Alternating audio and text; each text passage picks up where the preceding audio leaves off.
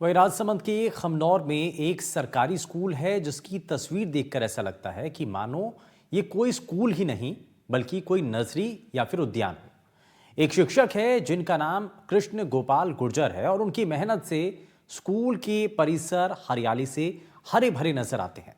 उन्होंने स्कूल का वातावरण ऐसा बना दिया है कि अब वहां पर अलग अलग तरह के पक्षी भी आते हैं। यहाँ के बच्चे फर्राटेदार अंग्रेजी बोलते हैं और विश्व के देशों के नाम और राजस्थान के इलाकों के नाम भी उनको बखूबी तरीके से आते हैं।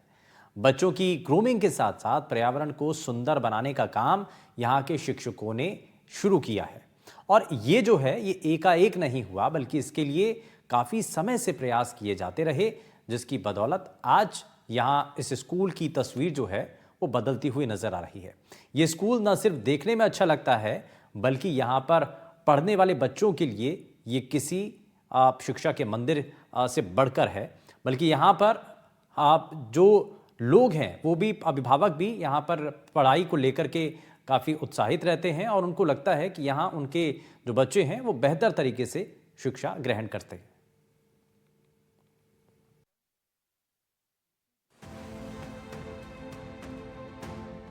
राजसमंद के खमनोर ब्लॉक का एक सरकारी विद्यालय है, भोपा जी की भागल।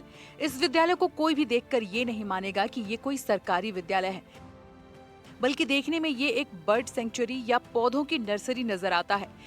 ये चमत्कार कर दिखाया है इस स्कूल के एक शिक्षक कृष्ण गोपाल गुर्जर की मेहनत ने। शिक्षक कृष्ण गोपाल ने बच्चों में विशेष इंटरेस्ट रखने के साथ साथ पर्यावरण और पक्षियों के भी अच्छे से जानकार हैं। इस स्कूल में आते ही उन्होंने ग्रामीण परिवेश को सुधारने के लिए सबसे पहले विद्यालय में अलग अलग तरीके के हजारों पौधे अपने हाथ से लगवाए। इसके अलावा विद्यालय के अन्य शिक्षक, स्टाफ और बच्चों को भी मोटिवेट किया कि वे पर्यावरण के प्रति सजग रहें और नए नए पौधों से प्रेम करें। विद्यालय में जब कई तरह के बड़े पौधे लगे तो यहाँ पर पंछियों का आना भी शुरू हो गया। इस मनमोहक वातावरण को बढ़ावा देते हुए उन्होंने यहाँ गौरैया को बढ़ाने का विशेष अभियान शुरू किया, जिसके लिए जन सहयोग से हजारों पक्षियों के घर, घरौंदे और पिंजरे लगवाए। आम लोगों की ये धारणा रहती है कि सरकारी और निजी विद्यालयों में से निजी विद्यालय ज्यादा सुंदर, स्वच्छ और सुविधा युक्त होते हैं, लेकिन राजसमंद की खमनौर पंचायत समिति के भोपा जी की बागल सरकारी विद्यालय इन सभी भ्रांतियों को तोड़ता है। ये सब संभव हो पाया है यहाँ के एक स्थानीय शिक्षक की नई सोच के कारण, जिन्होंने सरकारी विद्यालय को न सिर्फ एक नर्सरी का लुक दिया है बल्कि पक्षियों के लिए भी ऐसी व्यवस्थाएं की है जिसे देखकर कोई भी ये मानने को तैयार नहीं होगा ये एक सरकारी विद्यालय है।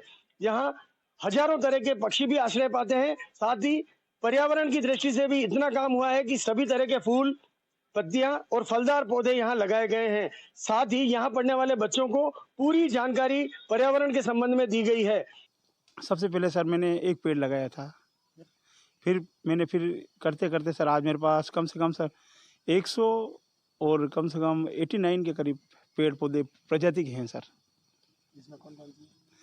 इसमें सर सब प्रकार के फल वाले हैं, फूल वाले हैं, आयुर्वेदिक हैं सर, वृक्ष हैं, लताएं हैं और फ्लावर हैं सर, फूल वाले हैं सर। आपका ये स्कूल तो कम और नर्सरी ज्यादा दिखता है।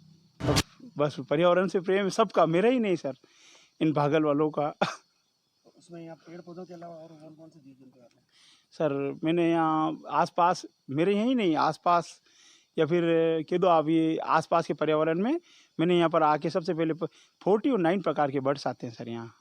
उनके लिए रहने की, खाने की क्या व्यवस्था? सर ये है सर कि उनको जब भोजन नहीं मिलता है तो इधर आते हैं, बाकी नहीं आते हैं। और आते हैं सर तो जैसे कभी सीजन एक वर्ष में से कभी कभी 2-2 हज़ार तोते भी एक साथ आते हैं, लेकिन वो 4 महीने 5 महीने आते हैं। जब उनको दाना अगर जंगल में मिल जाएगा तो इस तरफ नहीं आएंगे। यही नहीं, यहाँ रहने वाले पक्षियों के लिए दाना पानी की व्यवस्था का जिम्मा भी अलग से स्टाफ को सौंप दिया गया है। अपने पर्यावरण प्रेम और पक्षी प्रेमी होने के चलते बड़ी संख्या में लोग यहाँ का वातावरण और इनसे मिलने के लिए आते हैं। इस अनूठे नजारे को देखने के लिए आए लोग उनके इस जज्बे से खास प्रभावित होते हैं और हमेशा उनकी मदद के लिए तैयार भी रहते हैं। इस प्रयास के लिए जिला प्रशासन ने भी उन्हें कई बार जिला स्तरीय सम्मान दिलाया है। कृष्ण गोपाल गुर्जर केवल इतने पर ही नहीं रुके। इसके बाद उन्होंने ग्रामीण बच्चों और जरूरतमंद लोगों की मदद भी शुरू की। बच्चों को कॉपी, किताब, बैग, छतरी, पेंसिल, जूते वगैरह शिक्षक सामग्री में निःशुल्क देते रहते हैं। जब भी हम अंदर आए तो ये स्कूल कम और नर्सरी ज़्यादा लगा है, जहाँ ये प्रकृति का एक अलग ही नज़ारा है यहाँ पर। और ऐसा कोई फूलों का पौधा नहीं है जो यहाँ नहीं है। साथ साथ आयुर्वेदिक जो पौधा होता है छोटे छोटे वो भी है। हजारों तरीके का पक्षी से भरे हुए है ये स्कूल कॉम और नर्सरी और प्रकृति का एक मिलन ऐसा लग रहा है यहाँ पे। देख के बहुत अच्छे लग रहे हैं। बच्चे को, स्टूडेंट को शिक्षा के साथ साथ प्रकृति के साथ जो बंधन हम दिन के दिन खोए जा रहे लोगों के अंदर से, वो वापस नए स्तर से ये शुरू कर रहे इस स्कूल से, बच्चे को शिक्षा दे रहे। अब इनका लक्ष्य गांव से बढ़कर पूरे जिले तक है। जो लोग पक्षियों के लिए कुछ करना चाहते हैं वो इनसे संपर्क कर सकते हैं और ये पक्षियों की मदद के लिए सामग्री निःशुल्क उपलब्ध करवाते हैं। इस विद्यालय में छात्र संख्या बढ़ने के बाद सरकार ने नया भवन उपलब्ध करा दिया है, लेकिन आज पुराना भवन अपनी इस हालत में है जिसे सरकार ने यथास्थिति बनाए रखा है। कृष्ण गोपाल गुर्जर ने नए विद्यालय परिसर को भी ठीक इसी तरह से विकसित करना शुरू कर दिया है। विद्यालय को देखने के बाद आए पर्यटक इसकी प्रशंसा करते नहीं थकते।